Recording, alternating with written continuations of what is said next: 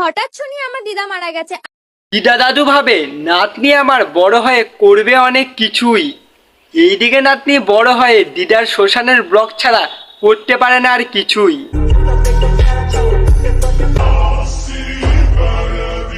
হঠাৎ শুনি আমার দিদা মারা গেছে।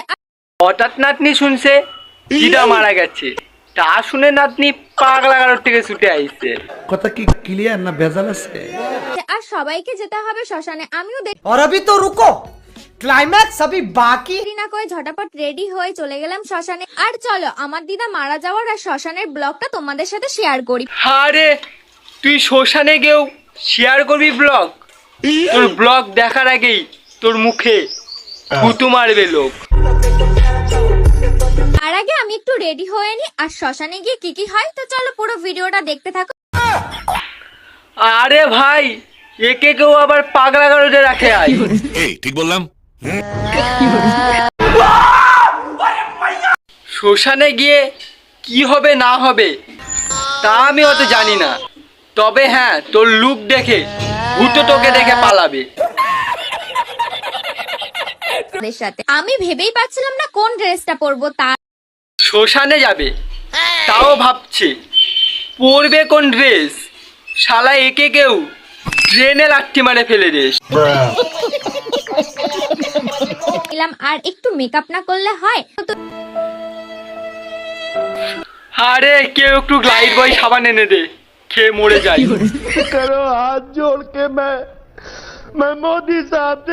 একটু টোনারটা মেখে তারপর ভাবছিলাম মেকআপটা শুরু করবো। তো চলো মেকআপটা শুরু করতে। তাই শ্মশানে যাবে তাও মেকআপ।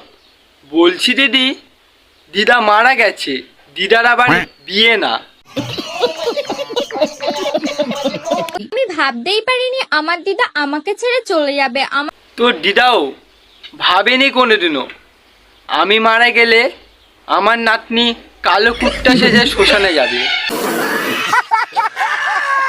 ছেড়ে চলে যাবে। বাড়ির লোক কান্না করছে দিদা মারা যাওয়ার শখে, আর এইদিকে নাতনি ভিডিও করছে ভিউজের লোভে। এইটাও সম্ভব? দাদু হসপিটালে মৃত্যুর সাথে লড়াই করছে, তাই এর মেকআপ করা দেখলে তোমরা বুঝতেই পারবে না এর দাদু মৃত্যুর সাথে লড়াই করছে না আবার বিয়ে করছে। रुको जरा सबर करो बोला। ভাবলাম একবার শেষবারের মতো দেখে আসি। আসলে বেশ কিছুদিন ধরে দাদু অসুস্থ থাকায় দাদুকে হসপিটালে ভর্তি করতে হয়েছিল। আর আজকে হঠাৎ করে খবর এসেছে দাদুর অবস্থা নাকি খুবই খারাপ। যদি তোর দাদু সুস্থ হয়ে বাড়ি ফিরে আসে, তুই যা করছিস সমাজে তো মুখ দেখাতে পারবেই না, তার আগে এসে তোর মুখে মুতে দেবে। এসেছিল তাই প্রথম দিকে মনে হচ্ছিল যাবো না, পরে মনে হলো যাই গিয়ে একবার দেখেই আসি। আর যাচ্ছি শুধু একটাই কারণ, তোর দাদুকে দেখতে যাওয়ার কারণ আর তোর মুখে ময়দা মাখার ধরন দেখে ভালো করেই বোঝা যাচ্ছে তুই দাদুর স্যালাইন খুলে নিজের গলায় পেঁচে রিলস বানানোর জন্যই যাচ্ছিস। দাদু হসপিটালে ভর্তির সঙ্গে আমার মেকআপের কি সম্পর্ক? দাদু হসপিটালে ভর্তি তাতে আমার কি? আমি মেকআপ করে যাচ্ছি তার একটাই কারণ, আমি যেন আমার মা বাবার হাতে তুলে দিতে পারি একটা ডাক্তার জামাই।